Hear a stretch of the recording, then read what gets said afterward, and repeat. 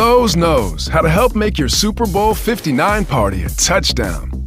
Let us help you prep your home to host with top brands like Charbroil, Blackstone, and LG, so you can be the MVP of game day. Plus, use the Lowe's app to find what you need for a seamless shopping run. Or huddle up with our Lowe's Red Vest associates to help make all your game time hosting decisions. Nobody has more respect for women than I do. Nobody. Hillary Clinton wants to abolish it, believe me. She wants to abolish our Second Amendment. I think they didn't deny it. I don't think anybody denied it. Other presidents did not call. They'd write letters, and some presidents didn't do anything. Many people have come out and said I'm right. You really do have to ask yourself, where does it stop? Hello and welcome to Fallacious Trump, the podcast where we use the insane ramblings of a human tanning bed warning label to explain logical fallacies. I'm your host, Jim. And I'm your other host, Mark. A logical fallacy is an error in reasoning that results in bad or invalid arguments. And the logical fallacy we're looking at this week is the Galileo Fallacy, also known as the Galileo Gambit and the Galileo Defense. So the Galileo Fallacy is actually a really quite specific fallacy. It is when someone refers to someone in history, like Galileo, who was mocked or ridiculed for their beliefs. And using that, they say that, therefore, because people ridicule me for what I believe, because Galileo turned out to be right, that shows I'm probably right too. Right. Now, it doesn't have to be Galileo. It can be any lots of different people. Churchill was ridiculed, for example, for his stance on Germany before the war. So I expect some politician somewhere has said, well, you know, they laughed at Churchill. So that's the kind of thing it is. And a little bit kind of behind the scenes stuff here. Mark and I don't always choose which fallacy we're going to do next a lot of time in advance. And as we finished our recording last time, after we finished and turned the recorders off, I said to him that I don't know what we're going to do next week. Which one shall we pick? And we kind of went, oh, well, let's just see what happens. And see what happens. And because there's always going to be something with Trump.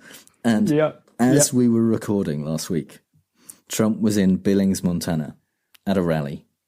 And he gave us an example of the Galileo fallacy. Now, regular listeners will know that there's a book of Fallacious Trump that this podcast is based on, and this is actually the first fallacy we've done that isn't in the book, and that's because he's only just said it. He's only just given us example. It's something that I've been kind of paying attention and looking out for, because I was pretty sure he was going to do it at some point, but but this is the first one I've actually been able to find. So this is what he said. You know, when Abraham Lincoln made the Gettysburg Address speech, the great speech, do you know he was ridiculed? He was ridiculed. He took the horse and carriage up from the White House. He wrote it partially in that carriage and partially at a desk in the Lincoln bedroom, which is incredible, by the way, in the White House.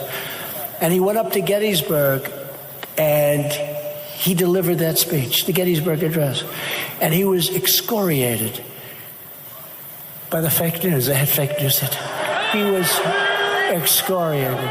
They said it was a terrible, terrible speech. They said it was far too short. It's not long. Many of us know it by memory.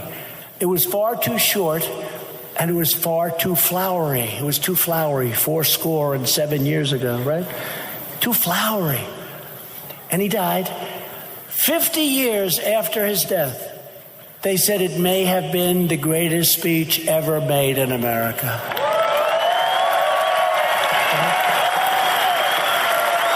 Pretty good.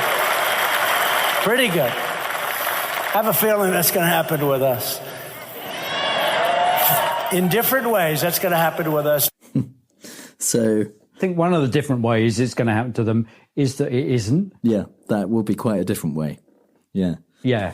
So the argument is Lincoln was ridiculed, then he died, and then that's I love brilliant. that. Yeah, and he died, yeah. And then 50 years later they said it was brilliant. Yeah, and I like people. We've got it. We know it by memory. Yeah, like he does. Sure. We know it. We know it because we remember it. Yeah. Other people know stuff by heart. Yeah. You know, he knows stuff, but he's just amazed he can remember There's no way anything. he knows it by memory or by heart or anything like that. No, or anything like that, or even by writing it down and then reading it, because he can't. Yeah. Yeah. So It is true that Lincoln was ridiculed, although not widely. It was by some people. I don't know if they said it was too short and too flowery, but the Chicago Times, for example, wrote, "The cheeks of every American must tingle with shame as he reads the silly, flat and dishwatery utterances." So some people didn't think it was a good speech. Yeah. That is true. Yeah. But it didn't take 50 years after he died for people to start thinking it was a good speech. And realistically, it probably was largely along party lines. It probably was papers that were traditionally Democrat were saying, what a shit speech. And papers that were traditionally Republican, like the Chicago Tribune, for example, said, "The dedicatory remarks by President Lincoln will live among the annals of man." The Philadelphia Evening Bulletin said that not many people who read Lincoln's speech will do it without a moistening of the eye and a swelling of the heart. So even at the time, people were saying, yeah, that's a pretty good speech, that one. Yeah. But more importantly, and this is really the key, even if it was completely true, even if everything that Trump said about Lincoln was true, and basically at the time everyone said, well, that was rubbish, and then afterwards they came to realise it was great, that is not proof or evidence or an indication that people thinking what he's saying is nonsense is going to turn into people thinking what he's saying is great in 50 years' time or 50 years after he dies. Yeah. It's completely unrelated. What's the world got to come to in order to find what he says as uplifting and heart-swelling and eye-moistening for all the right reasons as they did find Lincoln? Well, it's got to come to idiocracy, I think, isn't it? Exactly. Yes, exactly. Yeah, we've got Jeb Bush has got to make it into the White House, probably, for us to look back on the heady, lucid, marvellously oratorical fireworks of Trump. What was interesting in that bit when he was saying that, he got the word excoriating in. They excoriated. He was excoriated. He said it twice, didn't he? And there was, that was because everybody just went, what did you just say? That's, there's many syllables and a word that he probably, had never come across. It's word of the day toilet paper. I'm sure that's what it is. Yeah. And a bit like Elvis, he gets through a lot of that because of his diet. Yeah. That's just thought, the cheery thought that one day Trump might die on the toilet. Might happen. Yeah. I mean, it wasn't cheery when Elvis did it, but, it might... I might change my mind. It might turn out to be a marvellous thing.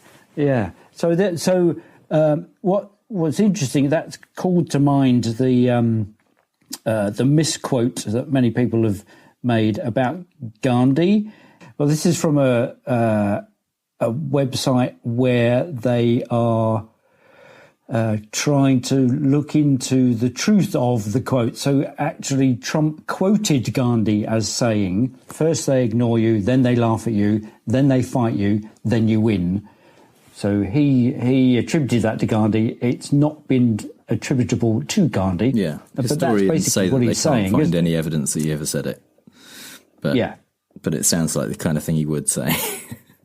But, I guess so, because it's it's all about the satyagraha and passive resistance kind of stuff. If somebody had said it about him, it's perfectly apt. And so, in a way, what Trump is doing is trying to say, well, I'm in that category. I'm the same as Lincoln. And when he tweeted this he put it on Instagram in 2016, he's trying to hook his wagon onto that and saying, I'm the same. I am doing stuff that people will argue against, people will dislike, they will, and then you win. It's kind of actually a favourite tactic of conspiracy theorists, of which Trump is one, who say things like, you get the most flack when you're over the target. Right. To say that basically if people are saying what you're talking about is complete bullshit and it's totally wrong, that's evidence in some way that actually you're onto something. You must be touching a nerve. Yeah, exactly. Yeah. What they don't realise is that they don't put the things that fire flak near the targets. Near the they put it. They tend to try and they tend to try and get the planes before they bomb, rather than wait for them to get there and then attack them. Yeah. So it's just as true, conveniently ignored. It's just as true to say you take a lot of flak when you're not over the target. Yeah, when you're really quite a long way away from the target. Probably the design of. That's the design of. That's the purpose of flak, isn't it? Yeah. To take the plane down before it gets anywhere near the target. Before it gets anywhere near the target. Yeah, that's kind of conveniently lost, isn't it? Yeah. The other quote of that, the kind of turning that one on its head, is, I found this on the net, attributed to Quietus, who was a Roman senator. It's very quiet Roman senator. Very quiet. Yeah. It was. It didn't put his hand up. Nobody listened to him. And he said, first they ignore you, then they laugh at you. Then, in a surprisingly high number of cases, it turns out you're still wrong. Yeah. I can't believe that is actually a thing from Roman times. I think that must be a made up quote to skewer the kind of Gandhi type one. But yeah, it's brilliant. It's true.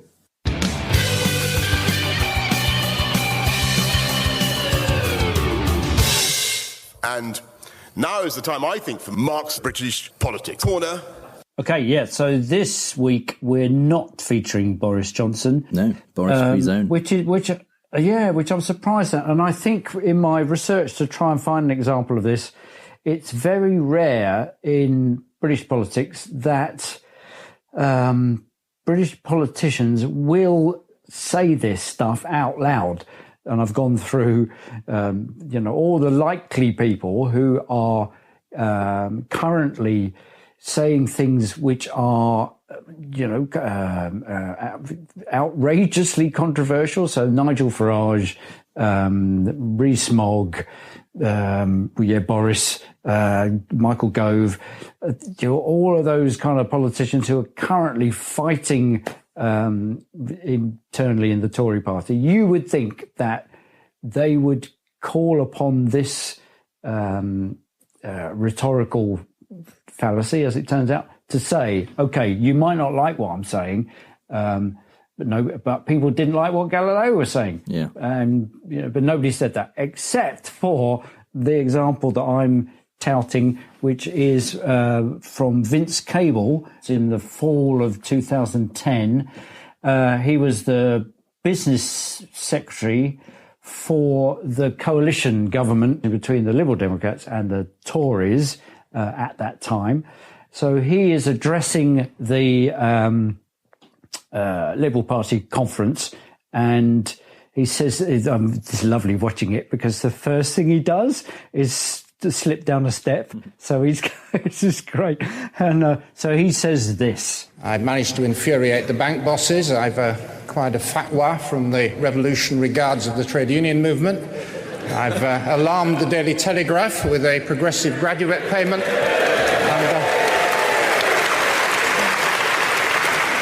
And I've upset some very rich people who are trying to dodge British taxes. I've concluded that... I've concluded on the strength of that I must be doing something right. But I am told that I look miserable.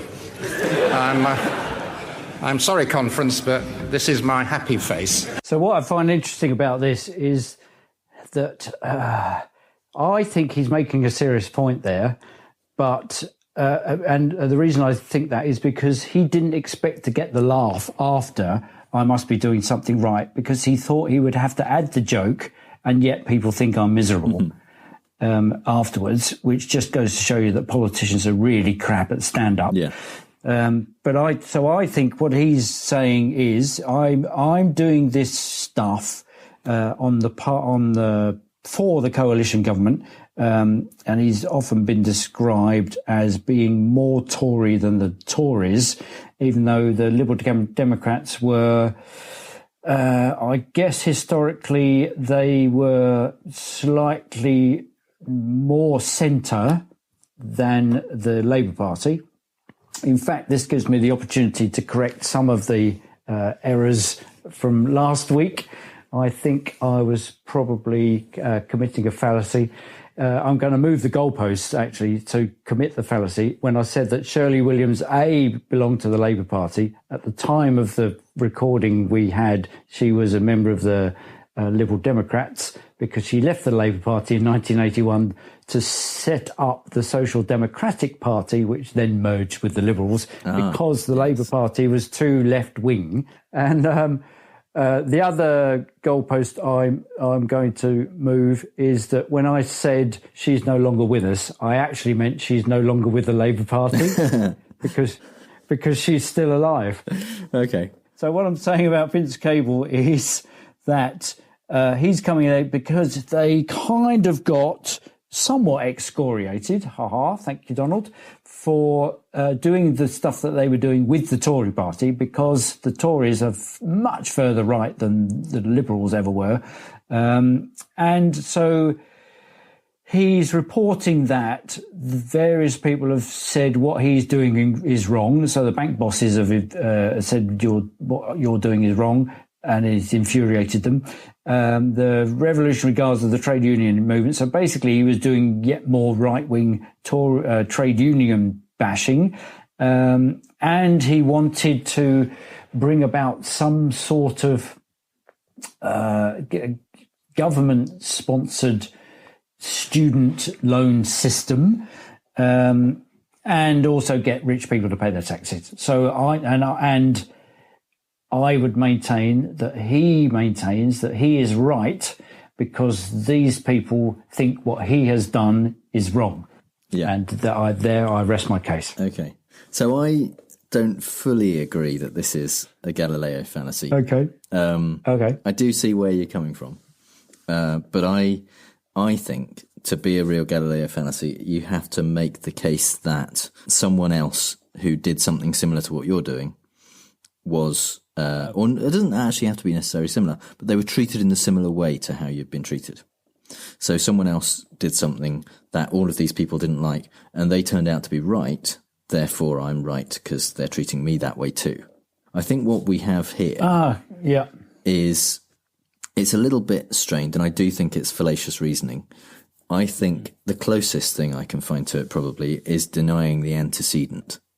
And what that means, it's a formal logical fallacy, and the form it takes is if P then Q, not P, therefore not Q. And what I mean by that is I think it's reasonable for Vince Cable to say, if all of those people who we don't like thought I was, were happy with what I was doing, I would be doing something wrong. I'd be doing a bad job because we don't like any of those people. They don't like what I'm doing, therefore I must be doing a good job. It is fallacious, but actually there's another possibility. They could not like what you're doing, and you could be doing a bad job, which annoys them and other people as well. Okay. Yeah, because this came from, my research kind of came from that thought that perhaps, so the BBC is often attacked by both sides of the political spectrum for being biased and too easy on one side and not on the other. It tends to be whoever's in power, they accuse the BBC of being more biased towards those people who are in opposition. So the thing is, of course, when the governments change and the people who were in power are now in opposition, and the people who were in opposition are now in power, they will say the same thing. So the BBC, kind of jokingly, a bit like Vince Cable making a joke, say, well, if both parties are disagreeing with us, then we must be doing something right. Yeah. And that again, I think that makes sense. That's denying the antecedent. It's denying the antecedent again, because I think if one of the parties was happy with what the BBC were doing and the other party wasn't, then that might be evidence that they are behaving in a way that is biased towards one party. So it's fair to say that if one of them is happy, the BBC is doing a bad job, at least of being unbiased. But it doesn't necessarily follow that if neither of the parties are happy with them, that they're doing a good job of being unbiased. Because, for example, they could be really into Liberal Democrats and saying negative things about both Labour and the Tories. So, and that therefore both parties would think bad things about them, but they might still be horrendously biased, or they might, be biased towards UKIP or someone like that. Yeah. So for it to be a Galileo fallacy, they would have to say we were excoriated during the coverage of these kind of events in the war or during the 50s and the 60s, and it turned out we were right. We are currently being excoriated for the broadcasts we're doing in the 2010s. Yeah. So, but yet we're going to turn out to, on that basis, in 30 years' time, people will love what we're doing. Yeah, I think so. I think you need to have a comparison. That would be it, with with someone else who is treated similarly, or another, like you say, the same organisation, but in a previous time.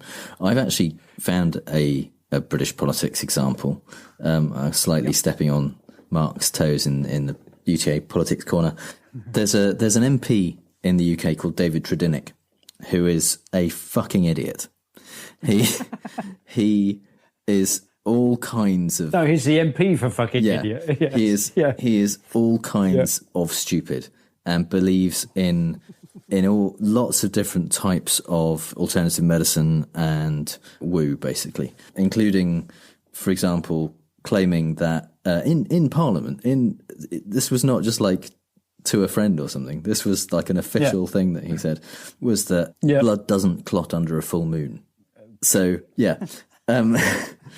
now he said he's a very big proponent of homeopathy, which I'm happy to say thanks in very large part to the work of people like Michael Marshall at the Good Thinking Society. No NHS areas, like medical areas, are funding homeopathy anymore in England. It's still, I think, happening in Scotland a bit. But clinical care areas in England were still funding homeopathy until quite recently, but that's now stopped. Yeah. But while it was still a thing that was being debated in Parliament, David Treddinick said, it tends to evoke terrifically strong emotions. Isn't the problem that science has not yet worked out how it works? Rather like for many centuries, scientists thought the sun went round the earth and subsequently discovered it was the other way round. Mm-hmm. So what he's saying is, the problem is that science just doesn't understand homeopathy yet. Science didn't used to understand the heliocentric model of the solar system. It had a geocentric model, and it was wrong. Therefore, science is wrong about homeopathy as well, and all we need to do is wait for science to catch up and understand it. Yeah. Obviously, this is bollocks, because that suggests that all things that science currently thinks aren't true will turn out to be true, because science was wrong that's the once. implication. It just needs to be. You just need to wait long enough.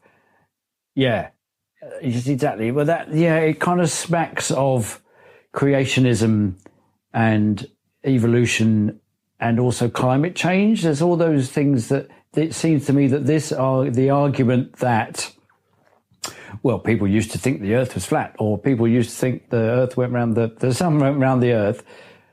And yet it turned out to be people think that climate change is man-made, but science is just looking in the wrong place, like it was when the sun went round the Earth. So I think you're right. I think the implication is that everything that I disagree with about what science has found will turn out I will be right, because science turns out to have been wrong. He's universalizing that to become every scientific theory that he happens to be being disagreed with about. The ones he happens to disagree with, that's the thing. It's not... Yeah. I don't think even Treddinick would suggest that all of science is going to be overturned. But conveniently, just the bit that disagrees with what he thinks will. Yeah, he's going to be.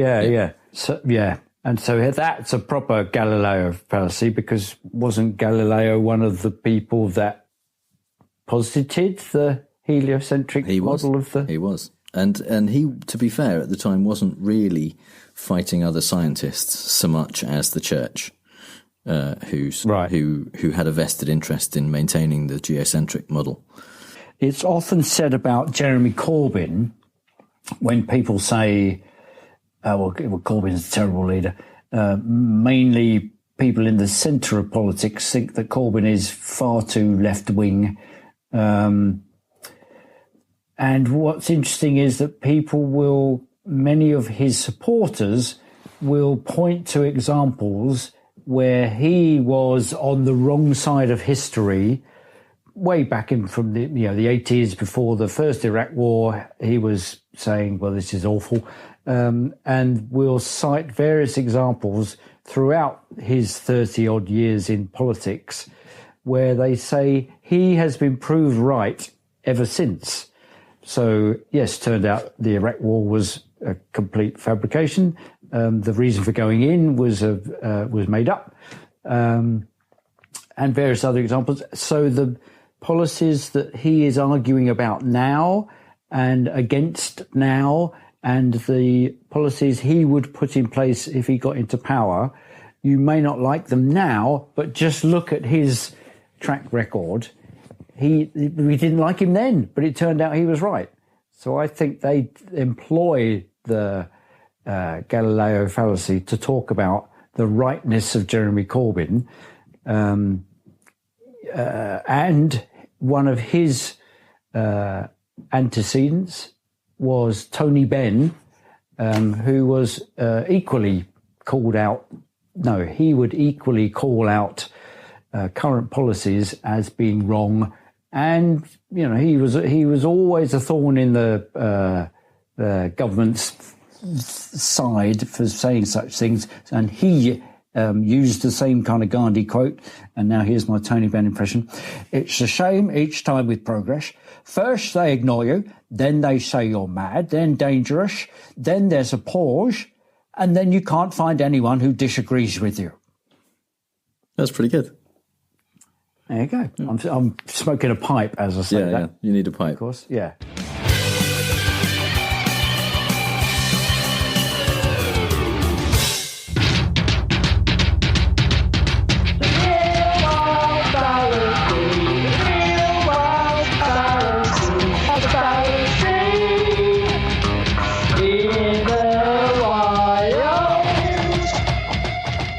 Okay, then. Adam and the Ants there. Yeah.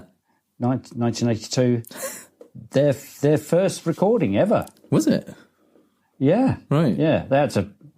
Before Prince Charming. Before Kings of the Wild Frontier. Yeah. Yeah. Okay. Yeah. Yeah, my sister was a big fan. She will back me up. Excellent. All right, so in the Fallacy in the Wild section, we like to talk about the fallacy of the week from a non-political perspective. We have a couple of examples this week, and the first one, I absolutely love it because it really shows how the fallacy is wrong and how it's nonsense. It comes from the original 1967 version of Bedazzled, which I highly recommend. If you've only seen the 2000 version with Brendan Fraser, or if you haven't seen it at all, be good to yourself. Watch the 67 version with Pete and Dud, Peter Cook and Dudley Moore, in which Peter Cook is playing the devil. I'm the haunted one, the devil. Let me give you my card. Oh, yes, the devil, of course. Said it helped me. Cool. Blimey, I left my hanky at Wimpy's. I wonder if you'd excuse me. Don't rush away, Mr. Moon. You're a nutcase. You're a bleeding nutcase. They said the same of Jesus Christ, Freud and Galileo. They said it of a lot of nutcases too. So, and that is absolutely the response. Because, there you go. Did say, that's how you counter it. Yeah, they did say that all of those people that he cited were talking nonsense, but they also say it of a lot of people who are talking nonsense, and that's the key. Statistically speaking, if someone who knows what they're talking about says that what you think isn't true, it's far more likely that you're one of the ones who is saying something untrue than that you're one of those very rare cases where although you're going against all the scientific consensus and all the evidence, it turns out you're going to be right. It's so much more likely that you're wrong.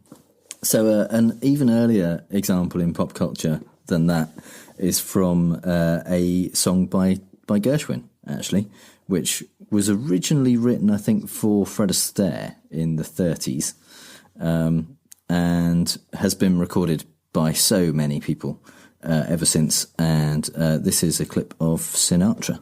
They all laughed at Christopher Columbus when he said the world was round.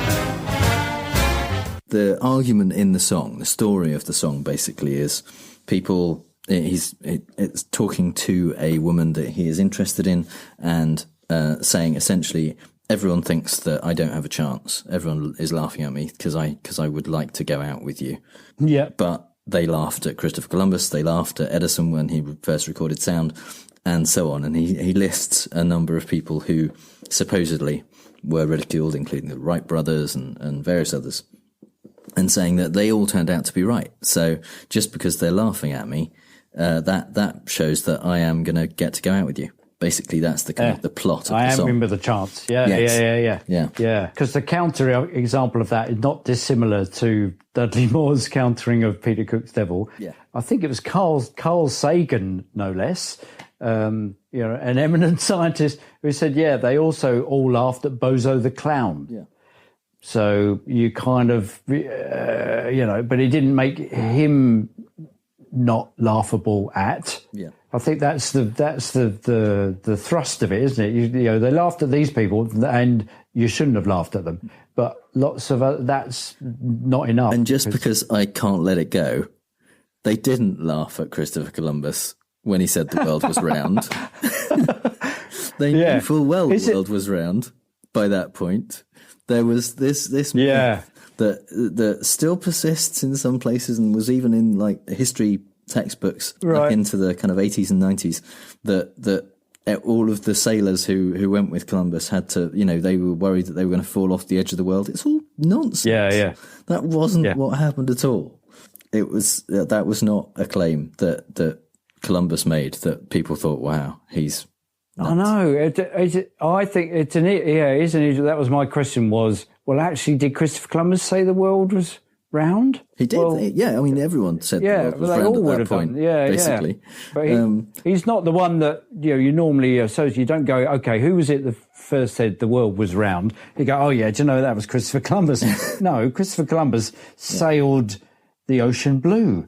He headed off from a little island off Spain. I think he headed out from Gomera, to which I've been, and he went from there to head to the Americas. Yeah. He knew where he was going. Well, kind of. He ended up in the West Indies, didn't he? But yeah. But off over the horizon, knowing that he wasn't just going to.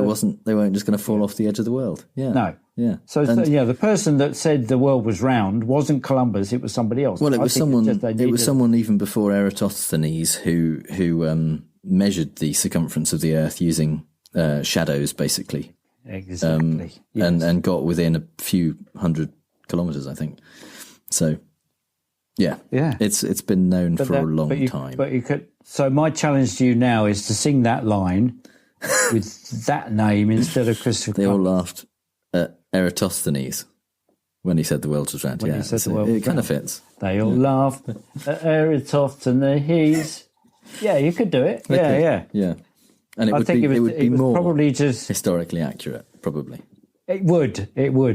That, and maybe not quite so pleasing on the ear. No. But, that's... Also, Sinatra's a better singer. So that helps too. Multisyllabic words, Yeah, of everything. Yeah. I'm confident. That's everything.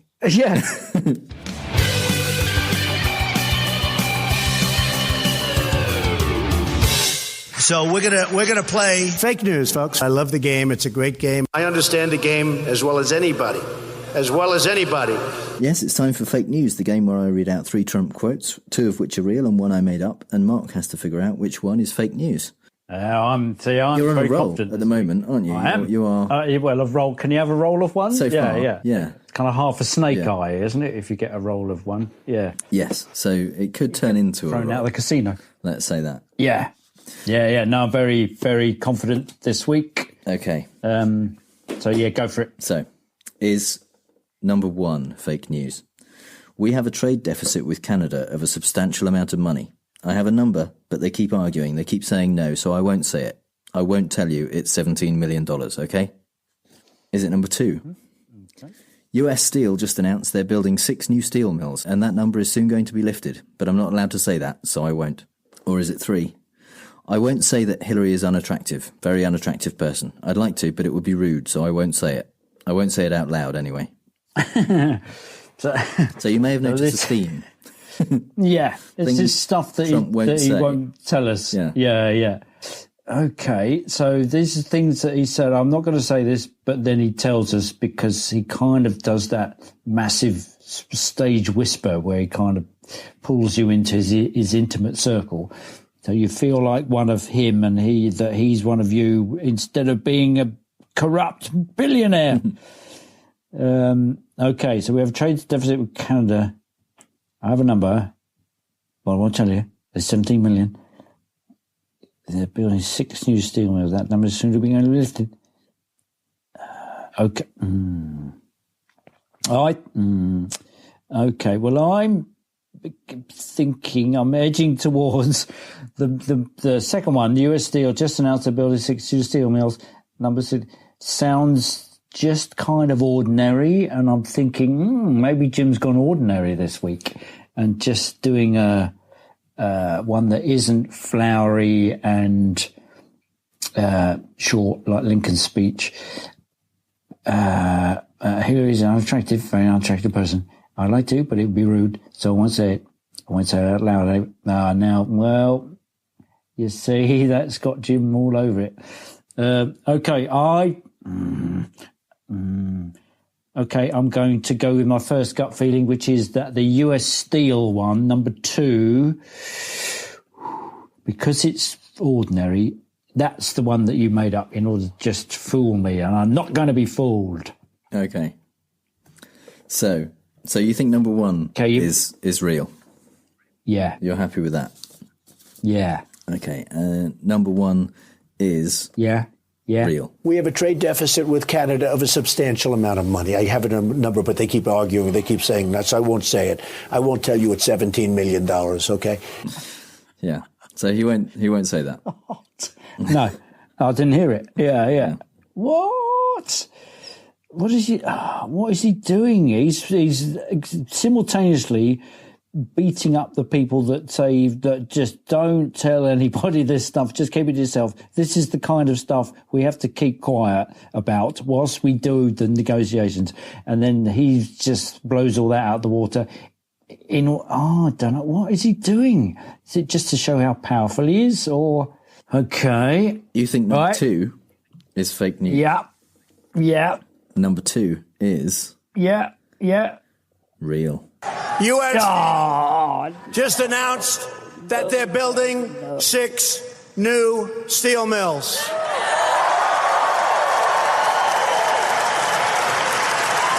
And that number's soon going to be lifted, but I'm not allowed to say that, so I won't. Oh, man. Now, the interesting thing about this is US Steel are not building 6 new steel mills. In fact, they only have... I think two or 3 steel mills in the US.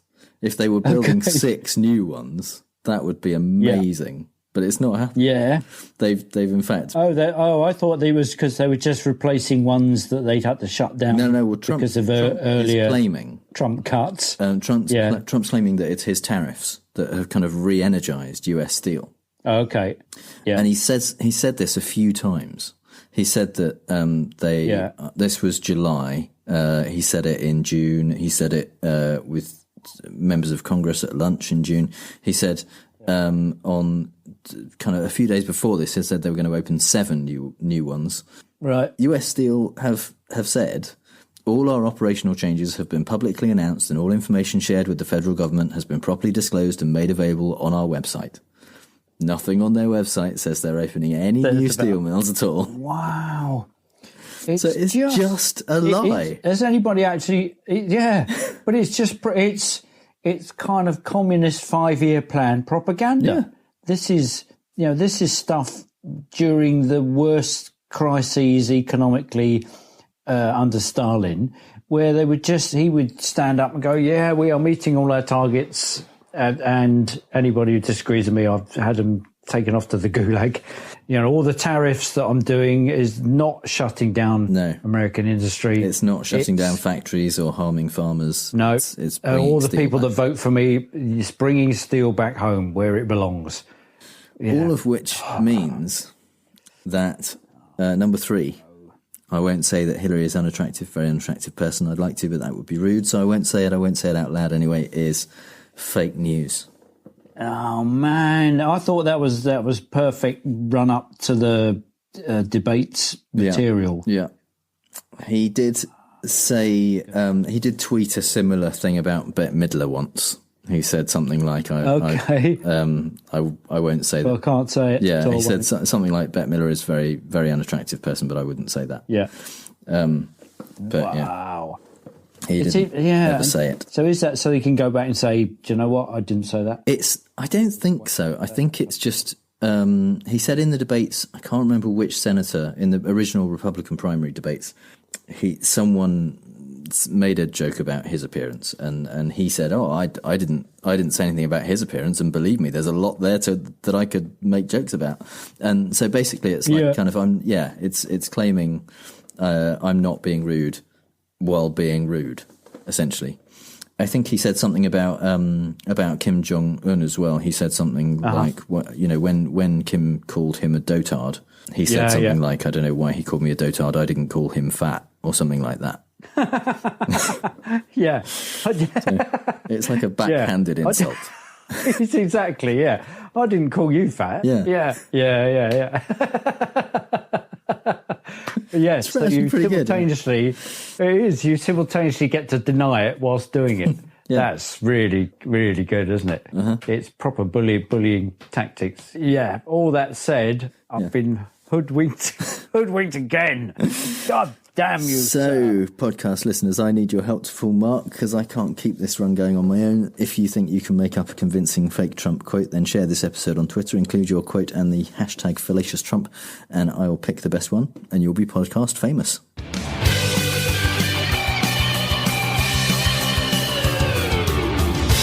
So it's time for the part of the show that this week, at least, is called Criticism is Not a Logical Fallacy. It's where we like to talk about the various crazy things that are happening in Trump's orbit and in the White House, but we really can't talk about everything because there's just too much crazy stuff. So the story that we would like to talk about this week is the return of former President Barack Obama to the world political stage. I felt a little cheer come out then. I nearly went, "Hey!" But I won't say that. No, you wouldn't say. I won't say that. I don't. No. Yeah.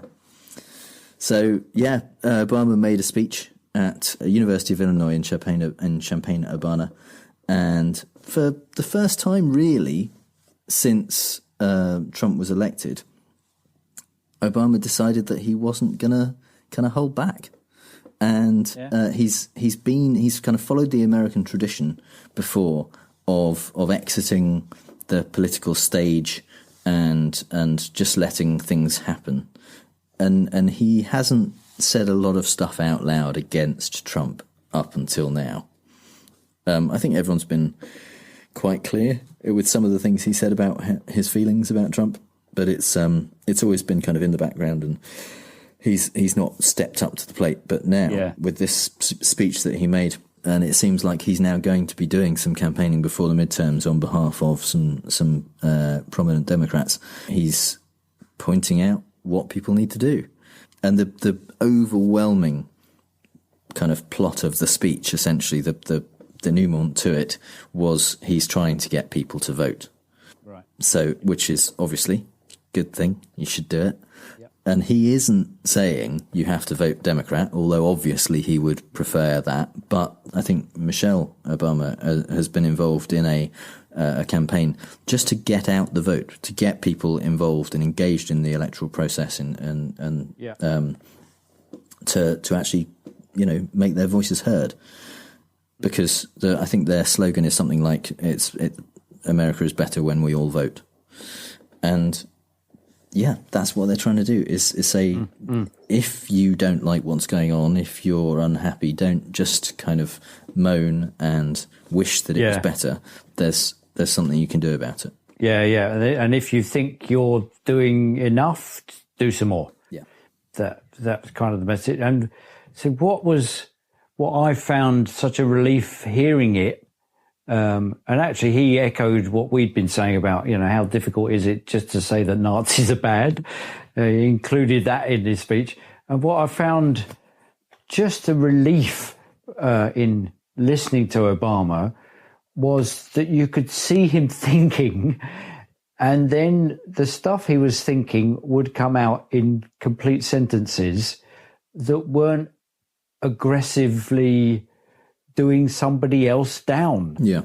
Except, and even though this is the one speech where he has named Trump as the person that he's ostensibly doing down, he kind of isn't. He's not saying he's the cause of this stuff. No. He's saying he's the symptom, and he's then saying, and it's you people that have been disenfranchised sufficient to find that Trump is the only alternative. Yeah, absolutely. So, he said sometimes the backlash comes from people who are genuinely, if wrongly, fearful of change. More often it's manufactured by the powerful and the privileged who want to keep us divided and keep us angry and keep us cynical, because that helps them maintain the status quo and keeps their power and keeps their privilege. And he's saying it's not, Trump isn't the reason for all of this happening. He's capitalising on resentments that politicians have been fanning for years. Is Obama saying this kind of stuff?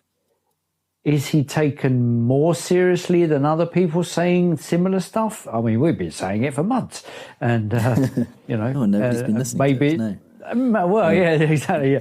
Well, maybe 5,000 listeners can't be wrong. Maybe all you 5,000 listeners, make sure you get out the vote. Just get out there and vote, because if you don't, you end up with the government you deserve. Yeah, we're less than 7 weeks now from the midterms, so and we're talking to our kind of American listeners. We have somewhere around 70% of the people who listen are in the US. If you're not registered to vote, get registered, get ready, and do some research. Find out who is running in your local races. Find out if what their policies are, and if you like what they have to say. And if you like what they have to say, see if there's a way you can help them. If you can afford it, donate to the campaigns. If you have time, volunteer to help get other people registered, and tell them about who they need to vote for, and why the this candidate that you believe in is the right one for them. You can get involved, and people need to get involved on a local level and a grassroots level, whether it's a congressional district race or a Senate race. There are a lot of close races in these midterms. There are a lot where you might not think you'll have a voice, but actually you might be surprised at how close it's going to be in some cases. Yeah. And because the only ones that do have a voice in this thing are the voters. Yeah. So, if you get out and vote, we have the same situation in the UK. Some of the votes are so close. You've got to make sure that you get out there. This is your chance to represent how you feel about this stuff. And the only way you can change the status quo is to vote. That's the only way you can do it. If you don't vote, then it will remain the same. Yeah.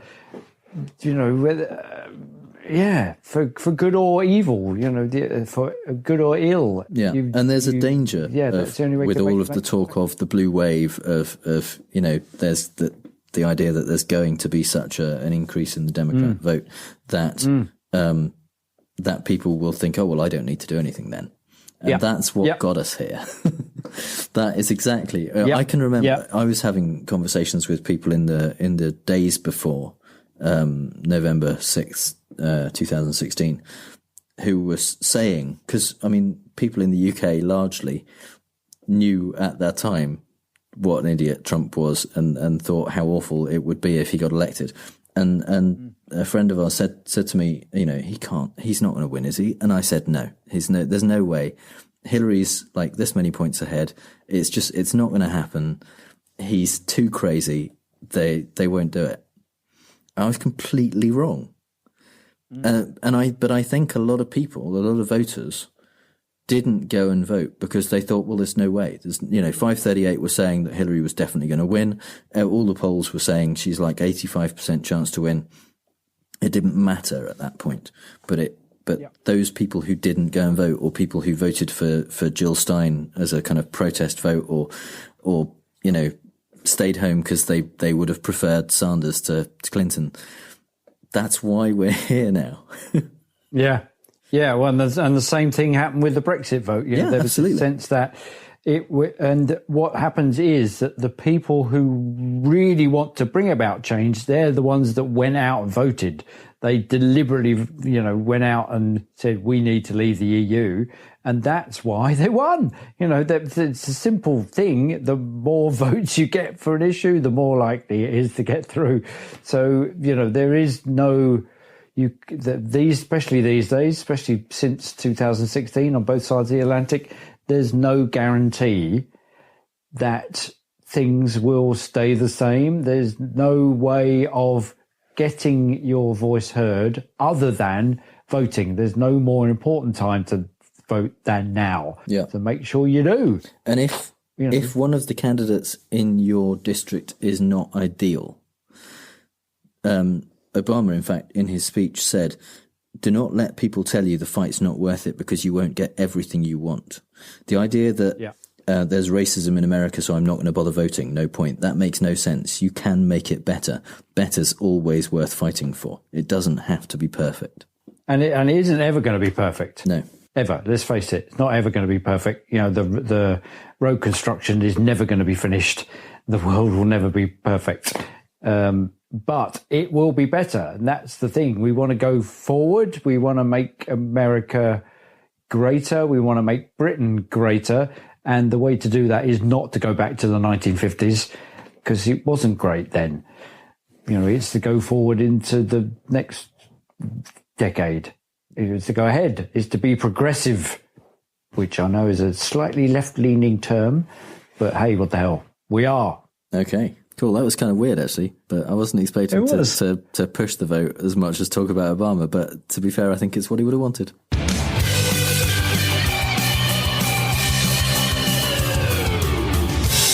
And finally, some things we really don't have time to talk about. Toad from Mario Kart trended on Twitter this week, and when people found out it was because Stormy Daniels used the character in describing Trump's penis in her new book, the world ran out of bleach as people tried to clean the image from their mind's eye. It's horrible. Don't look. Supreme Court nominee Brett Kavanaugh was accused of a sexual assault that happened back when he was in high school, and Republicans immediately started saying it didn't happen. And if it did happen, it wasn't that bad. And it was a long time ago anyway. They then produced a letter signed by 65 women who claimed to know Kavanaugh in high school, who said he'd never tried to rape them. Incidentally, this makes Kavanaugh the only person to have ever attended an all-boys Catholic school who also knew 65 girls. Former Trump campaign chair Paul Manafort has pleaded guilty to charges of obstruction of justice and conspiracy against the United States, as well as the 10 counts that the Virginia jury were unable to reach a verdict on last month. His plea deal has him agreeing to cooperate with the special counsel's investigation, as well as forfeiting millions of dollars of ill-gotten cash and properties, which will more than cover the cost of Mueller's entire investigation. I wonder how many prosecutor hours an ostrich skin jacket would pay for. Later that day, Rudy Giuliani released a statement saying, once again, an investigation has concluded with a plea having nothing to do with President Trump or the Trump campaign. The reason? The president did nothing wrong and Paul Manafort will tell the truth. Minutes later, he realised they would probably want to call Manafort a liar pretty soon, so he reissued the statement, having removed the bit that said Paul Manafort will tell the truth. September 11th is the most solemn day in the US calendar. But unfortunately, you basically elected Paulie Shore Commander-in-Chief, so you only have yourself to blame that the president tweeted this. 17 years since September 11th. And that's it. The words of a true statesman. Just for the sake of comparison, here's the tweet Barack Obama sent on this year's anniversary. We will always remember everyone we lost on 9/11. Thank the first responders who keep us safe. And honor all who defend our country and the ideals that bind us together. There is nothing our resilience and resolve can't overcome, and no act of terror can ever change who we are.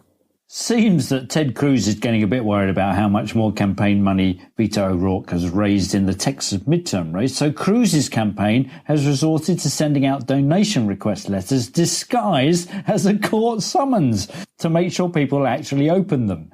Depending on who you ask, this might be illegal.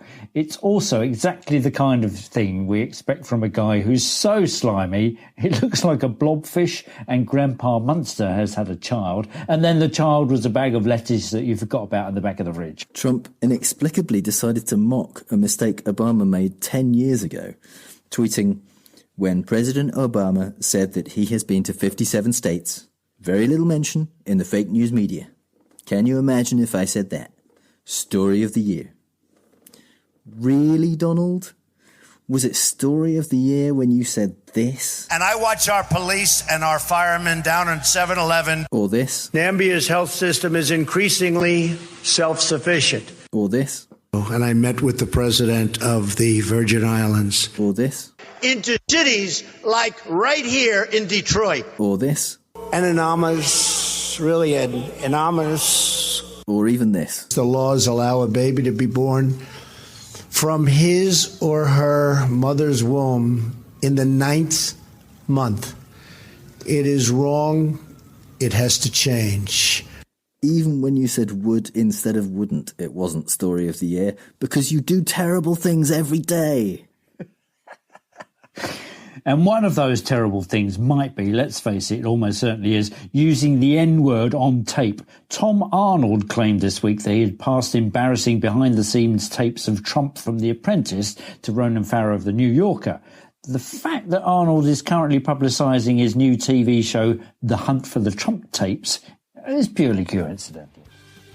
So that's all the bad arguments and faulty reasoning we have time for this episode. If you hear Trump say something stupid and wonder if it's a fallacy, email us on fallacioustrump@gmail.com or find us on Twitter @fallacioustrump. If you think we've used a fallacy ourselves, let us know. And if you've had a good time, please give us a review on iTunes, Stitcher or wherever you get your podcasts. You can support the show on our Patreon page at patreon.com/ftrump, just like our newest patrons, Hugh Randolph and Brian Schwimmer. Yes, Hugh and Brian, thank you very much. So if you're feeling as supportive as Hugh and Brian, head over to patreon.com/ftrump, where you can get early access to extended episodes, exclusive bonus content and other cool stuff, including, if you pledge just $2 a show, a brand new series of bonus episodes where Mark and I work our way through Bob Woodward's new book, Fear, Trump in the White House. We're recording the first episode straight after this, and it will be out next week exclusively for patrons. All music is by The Outbursts and was used with permission. So until next time on Fallacious Trump, we'll leave the last word to the Donald. That's right. Go home to mommy. Bye. Bye. Yes, it's time for Fake News, the game where I read out 3 Trump quotes, 2 of which I made up. And no, that's not true. That isn't how we play it. I'm going to do that again. That's even more unfair than it normally is. Okay, let's have another go at that.